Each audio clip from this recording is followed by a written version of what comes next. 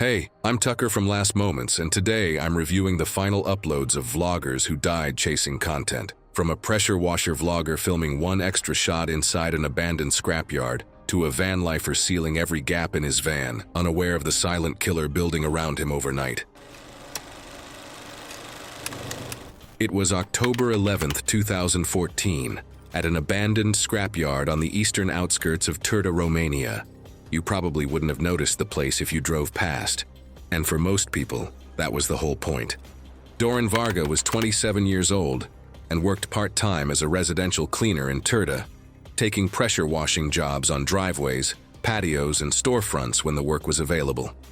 He ran a small vlogging channel about his cleanup, and also posting edited before and after cleaning footage. The videos were modest.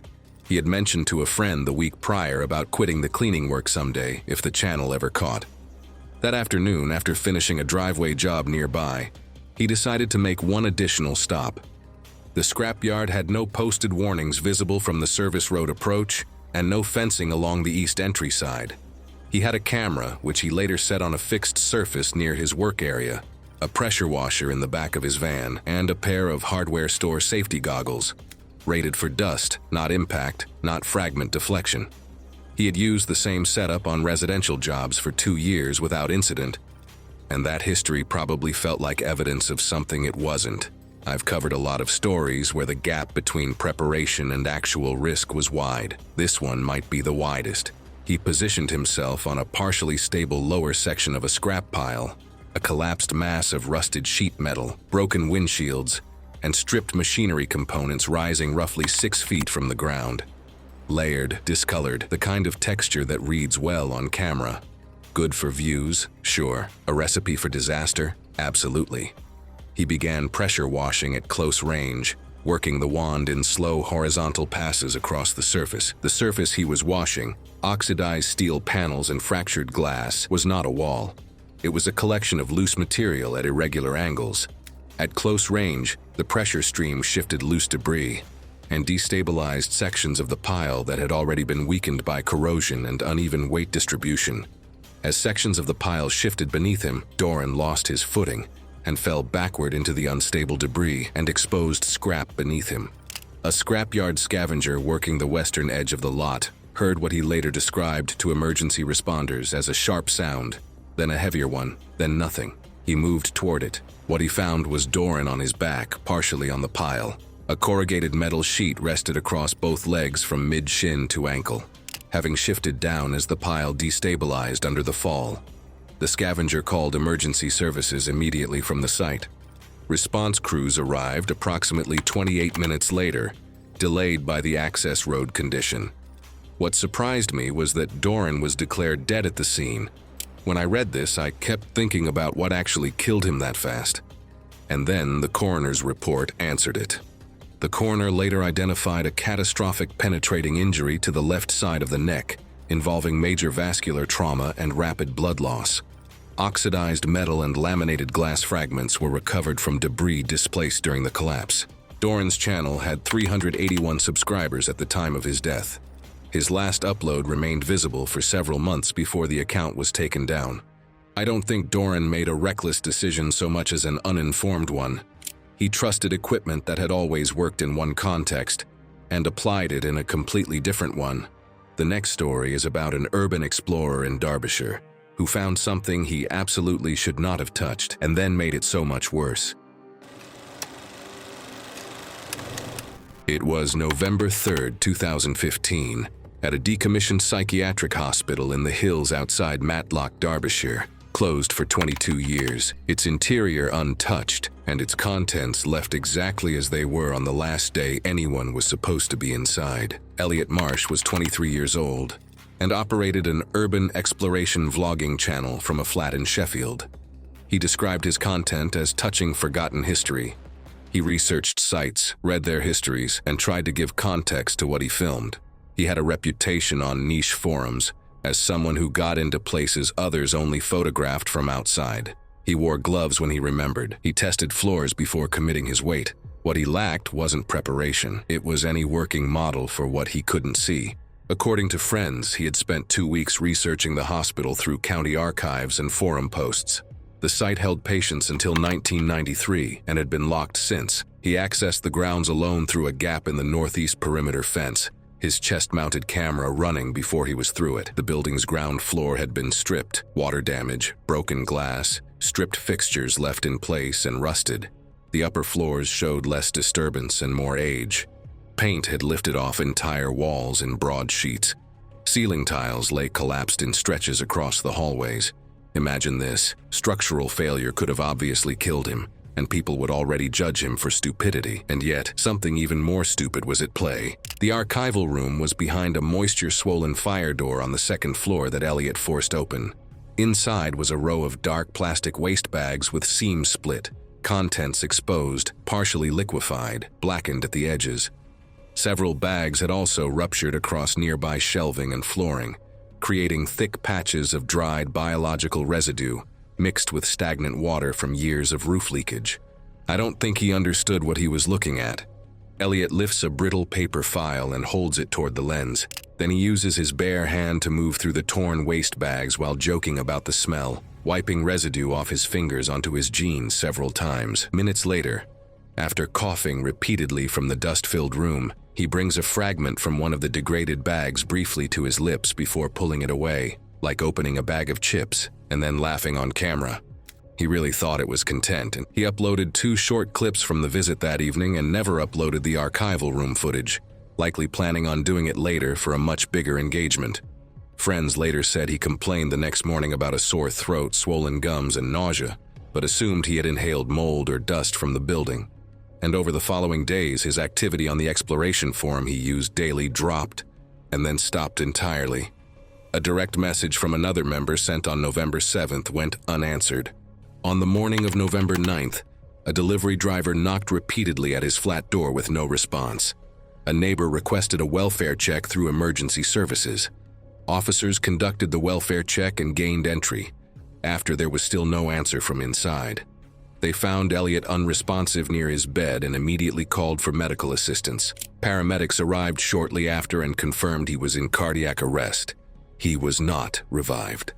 The coroner's report identified the cause of death as septic shock, secondary to acute polymicrobial infection. The exposure was believed to involve repeated contact with contaminated biological residue through his mouth, hands, and respiratory tract over several hours inside the poorly ventilated archival room.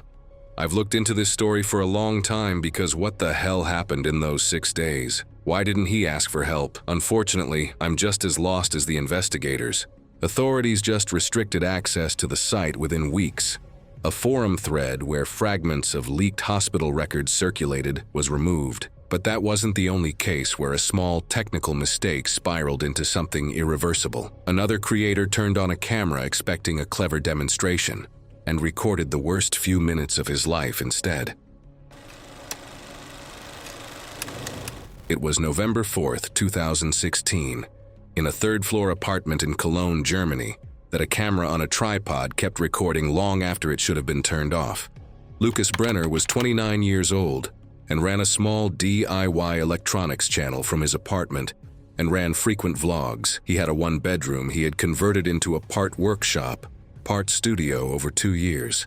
He had roughly 4,000 subscribers built through patient, detailed videos on circuit modification and low-cost gadget builds. He had been planning a specific build for 6 weeks, vlogging to the audience his process. It was a pressurized air dispersion device designed to eject finely cut metallic foil fragments onto whoever opened an unsolicited piece of mail. I think it's worth noting that the concept wasn't reckless by itself. I've seen other hobbyist engineers who had built similar things before on YouTube, and Lucas had documented his sourcing carefully. Industrial-grade thin aluminum foil micro shards from a commercial metalworking supplier, a modified compressed air canister, and a remote trigger he wired from salvaged components. He had tested the pressure in stages. The problem was the trigger circuit, which he had modified twice in the final week before filming. The second modification introduced a wiring reversal he didn't catch, which caused the solenoid valve to remain fully open under activation, allowing the canister to discharge at maximum sustained pressure. In simple terms, the safety valve basically got stuck open, so instead of a quick puff of metallic glitter, the device turned into a sustained high-pressure blast at point-blank range. He positioned the device roughly 2 feet from a wall mirror, placed there so he could observe the dispersal pattern from behind the camera for his vlog. He confirmed the tripod angle, sat down approximately 18 inches in front of the device, and activated the remote. The canister discharged at full charge with Lucas roughly 1.5 feet from the device. A neighbor heard a sharp crack, then immediately a second sound she described to investigators as something between a shout and a cough. Short, involuntary, and cut off, then crashing. Then sustained movement she couldn't identify for several seconds until she recognized it as a person stumbling through a room. The neighbor called emergency services. Responders arrived in approximately 9 minutes and found Lucas conscious but severely disoriented, with catastrophic facial injuries and extensive bleeding around the eyes, nose, and mouth. Surgeons were able to stabilize him that night and remove larger visible fragments, but imaging reportedly showed hundreds of microscopic aluminum particles driven deep into sinus tissue, the orbital cavities, and surrounding facial structures, too widespread to safely extract without causing even more damage to major blood vessels and nerves. Over the next 3 days, despite broad-spectrum antibiotics and repeated surgical cleaning, the retained fragments and shredded tissue created multiple deep infection sites that rapidly spread into his bloodstream. By the time doctors identified full systemic sepsis, the infection had already triggered irreversible multi-organ failure, and Lucas died in intensive care. His channel was archived by a family member and has not been updated. Lucas actually did many of the things people think are enough to stay safe. He researched the build, tested components in stages, documented the process carefully, and still ended up killed.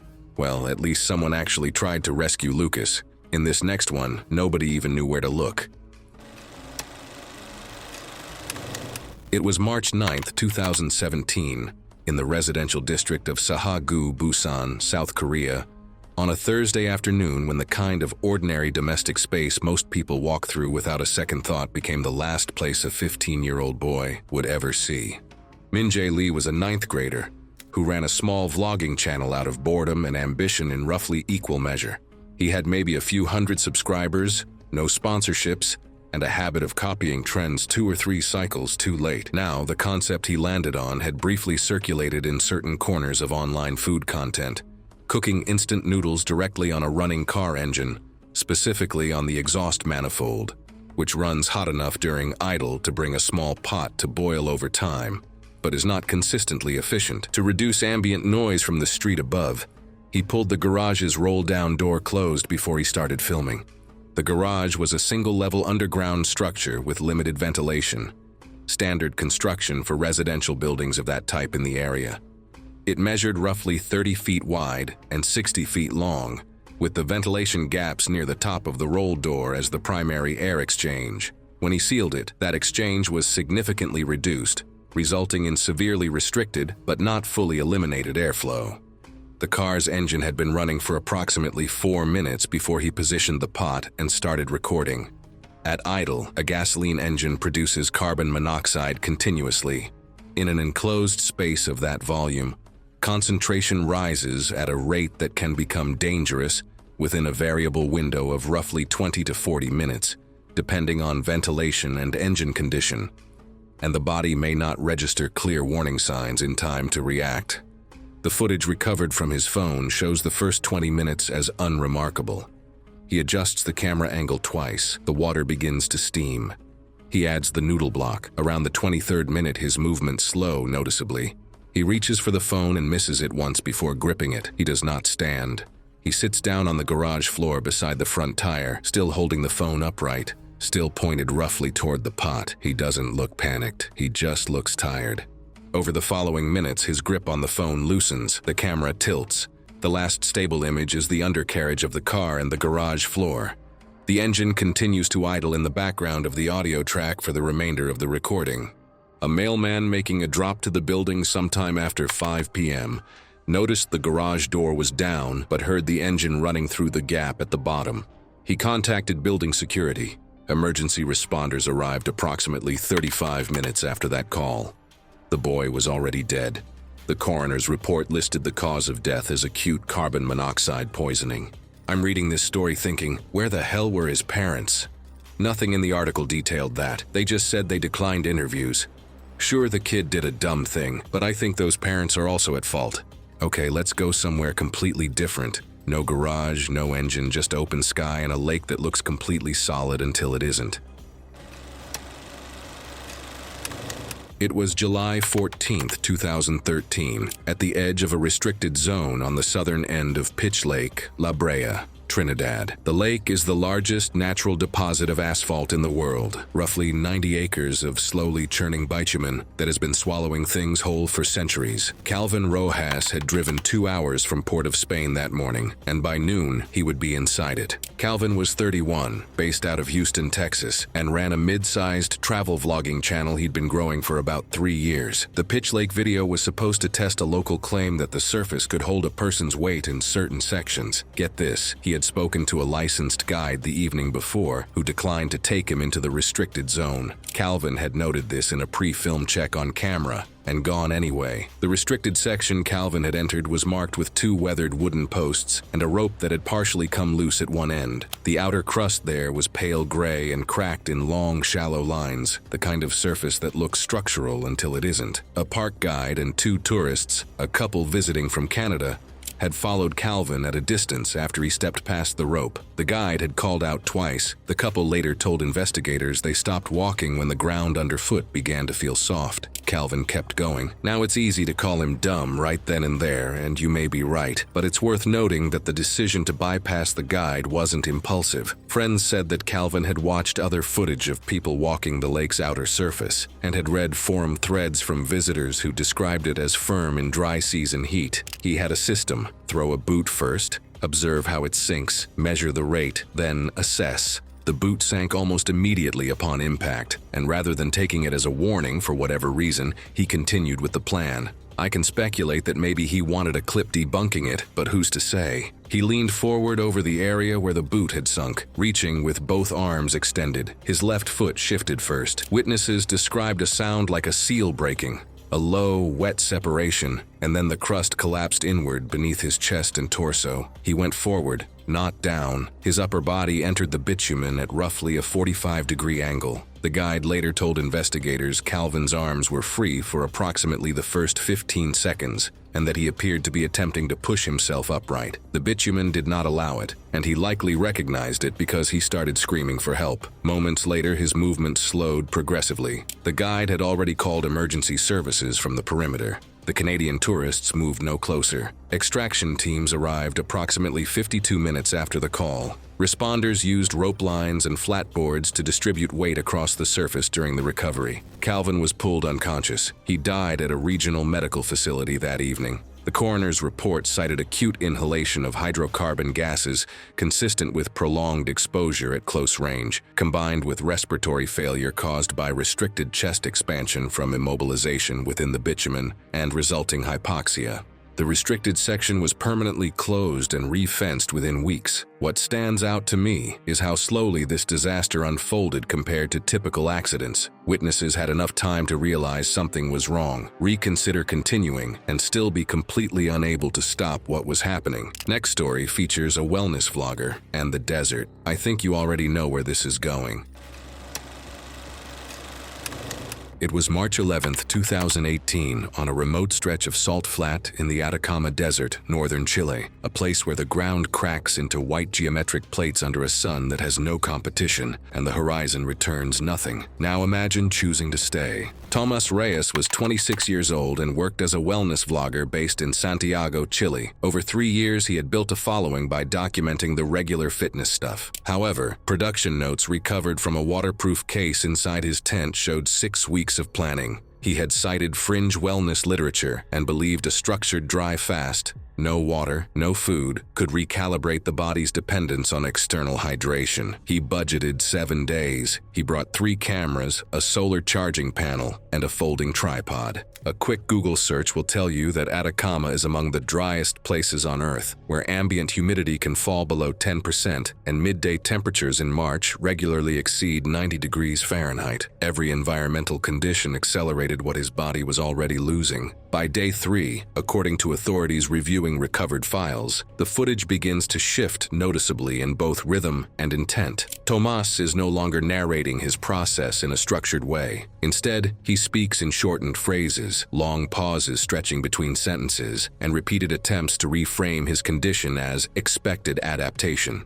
His camera remains fixed on a tripod most of the time, pointed outward at the salt flats rather than toward himself, as if detaching observation from experience. By early day 4, the recordings show a clear decline in motor control. His movements are slower and less precise, with frequent missteps when adjusting equipment or repositioning himself inside the tent. His face appears visibly hollowed, with cracked lips and reduced eye focus, and he spends extended periods lying still, just outside the tent entrance, partially in shade, partially exposed. He occasionally attempts brief updates to camera, but stops mid-sentence, either forgetting his point or abandoning speech entirely. Later on day 4, the footage captures a short, disorganized sequence in which he attempts to ingest liquid from a small container recovered in his gear. The act is unsteady and lacks coordination, and there is no observable improvement afterward. Investigators later noted this as consistent with severe dehydration progression rather than any meaningful correction of electrolyte imbalance, with neurological impairment already well underway at that stage. By day 5, there is no longer structured recording. The camera continues to run intermittently, capturing static shots of the salt crust, wind movement across the flats, and occasional partial frames of Tomas lying motionless at varying distances from the tent. Audio, where present, is minimal and largely environmental.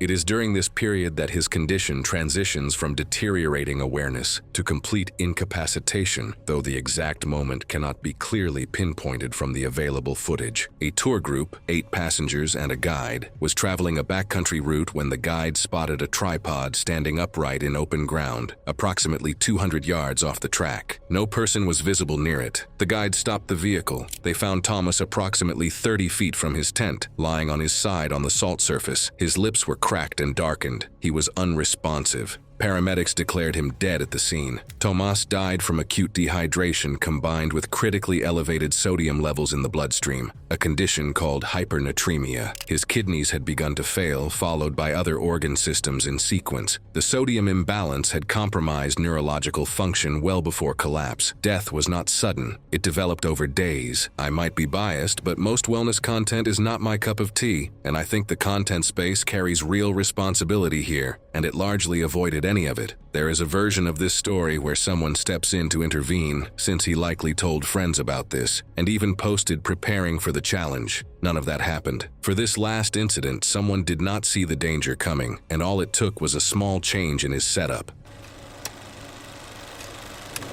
It was November 14th, 2015 when people started coming up with the question, was it the cold, the silence, or just bad luck?